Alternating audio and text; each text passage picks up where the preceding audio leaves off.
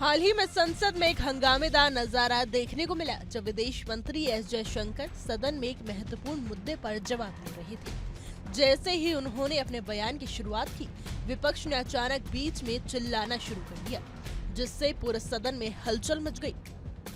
विदेश मंत्री एस जयशंकर, जो हमेशा अपने शांत और सटीक तरीके से अपनी बात रखते हैं, इस बार भी बिना किसी हड़बड़ी के अपने विचार रख रहे थे। लेकिन विपक्ष की आपत्तियां लगातार बढ़ती गई। विपक्ष के शोर शराबे के बीच गुस्से में आए गृह मंत्री अमित शाह ने खड़े होकर अपनी आवाज बुलंद की।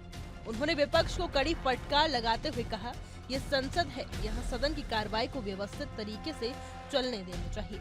अमित शाह के इस गुस्से भरे बयान ने विपक्ष को चुप कर दिया और सदन में कुछ देर के लिए शांति लौट आई। Now, I want to make two things very clear, sir.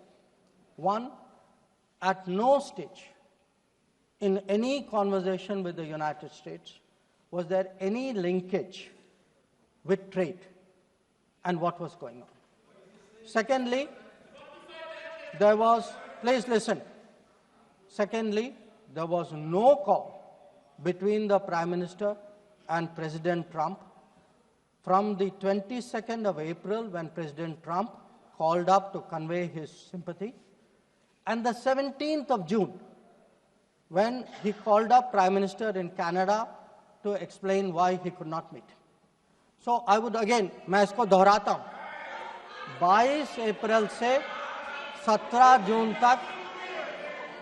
माननीय अध्यक्ष जी, मेरी एक बात की आपत्ति है, भारत देश का शपथ लिया हुआ विदेश मंत्री यहाँ स्टेटमेंट कर रहा है, उस पर भरोसा नहीं है, उनको किसी और देश पर भरोसा है। मैं समझ